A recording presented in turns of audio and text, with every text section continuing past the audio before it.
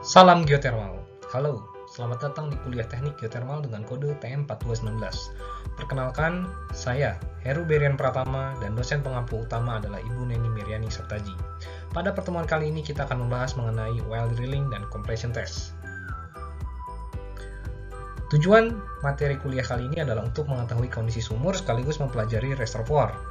Memahami tujuan, cara pengukuran dan jenis-jenis pengukuran lubang sumur, mengetahui kedalaman feed zone, serta produktivitasnya.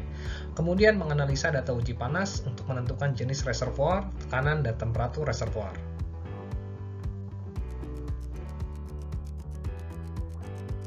Tahapan dari geothermal well adalah pertama, sumur tersebut dibor. Kemudian setelah dibor dilakukan well completion dan dilakukan well testing agar dapat memproduksikan fluida dari reservoir geothermal. Umumnya, geothermal wells terdiri dari beberapa konfigurasi seperti slim holes, standar, dan big hole configuration wells. Sumur di geothermal umumnya adalah directional well. Tujuan dari directional well adalah menembus zona dari rekahan, di mana rekahan dari geothermal umumnya adalah naturally fractured reservoir geothermal. Seperti yang diperlihatkan pada gambar berikut, di mana sumur ini menembus dari zona reservoir. Dari zona reservoir ini kemudian sumur tersebut diharapkan menembus zona-zona dari feed zone, di mana feed zone ini berbentuknya seperti fracture atau rekahan, di mana rekahan ini merupakan jalur dari fluida geothermal, baik itu liquid atau steam atau campuran keduanya, menembus dari fracture ini kemudian melalui lubang sumur dan naik ke kepala sumur sehingga dapat diproduksikan. Umumnya, konfigurasi sumur geothermal terdiri dari standar dan big holes untuk yang production dan diperlihatkan oleh gambar berikut ini. Perbedaannya adalah pertama, big hole memiliki casing 30 inch, sedangkan standard wells memiliki casing 20 inch. Sedangkan liner untuk standard well adalah 7 inch. Big hole 9,5/8 inch. Geothermal wells memiliki konfigurasi seperti konduktor, kemudian ada surface casing, ada intermediate casing atau nama lainnya sebagai anchor casing, kemudian ada production casing. Kemudian zona interestnya berupa slotted liner yang biasanya berada di area reservoir geothermal. Pada saat well drilling, pengujian yang biasa dilakukan adalah SFTT atau nama lain sebagai Static Formation Temperature Test. SFTT ini dilakukan ketika pemboran eksplorasi sudah menunjukkan adanya indikasi zona temperatur tinggi yang berkisar antara 200 hingga 220 derajat Celcius. Tujuan dari metode SFTT ini adalah untuk menentukan temperatur formasi tanpa gangguan yang digunakan untuk panduan dalam menentukan production casing zone. Metodenya yang digunakan adalah merekam data temperatur build up pada kedalaman yang dipilih selama kurang lebih 10 jam.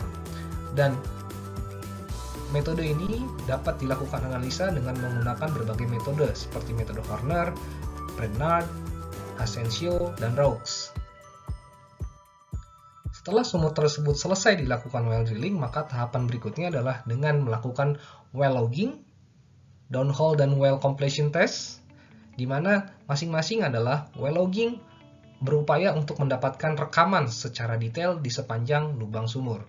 Kemudian dilanjutkan dengan melakukan downhole measurement, tujuannya adalah dengan melakukan pengukuran atau observasi di sepanjang lubang sumur.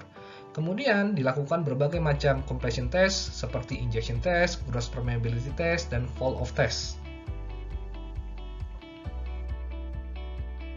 Sedangkan untuk downhole measurement dan well completion test terdiri dari water loss test, gross permeability test, fall-off test, PT survey, dan PTS injection. Objektif dari downhole measurement adalah untuk mengetahui kondisi sumur sekaligus mempelajari reservoir, antara lain berapa kedalaman maksimumnya, kemudian bagaimana kondisi casingnya, apakah ada terjadi hambatan atau obstruction, kemudian bagaimana pressure dan temperaturnya di sepanjang lubang sumur, kemudian di mana kedalaman dari rekahan feed zone atau elevasi feed zone itu berada. Kemudian kita dapat mengetahui productivity index atau nama lain dari PI, injectivity index, dari masing-masing feed zone. Kemudian yang terakhir adalah pada saat kita melakukan downhole measurement, kita berusaha untuk mengetahui kontribusi aliran dari masing-masing feed zone tersebut.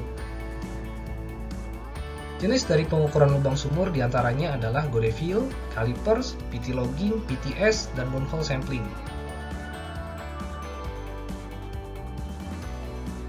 Kemudian, setelah kita melakukan pemboran dan downhole logging, maka dilanjutkan dengan pengujian well completion test yang terdiri dari heating up test, production test, PTS flowing test, pressure transient test, dan tracer test.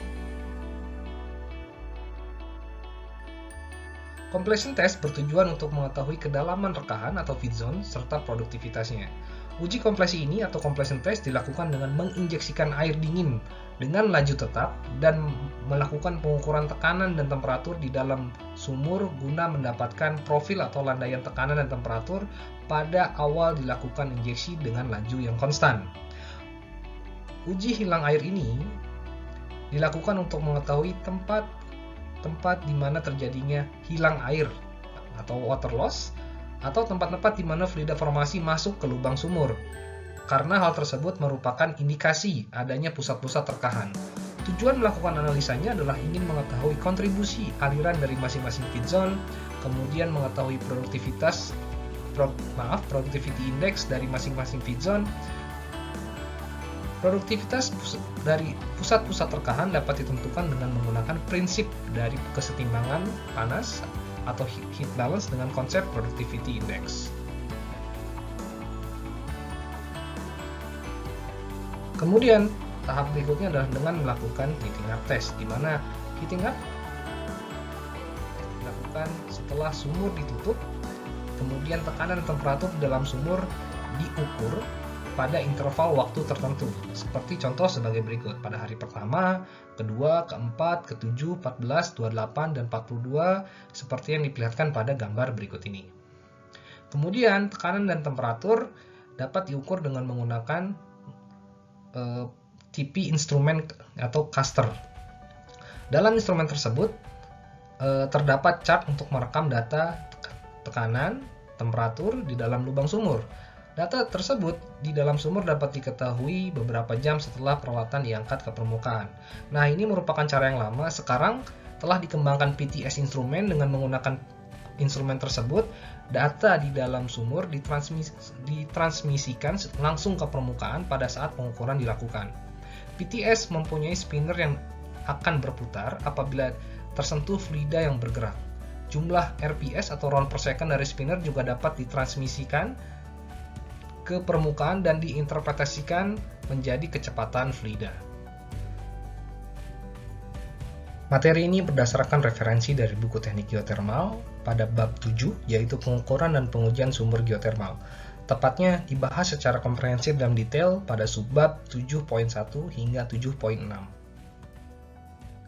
Sekian pembahasan materi singkat kali ini, kami ucapkan terima kasih dan sampai jumpa di materi-materi berikutnya. Saya Heru Berian Pratama, salam geotermal.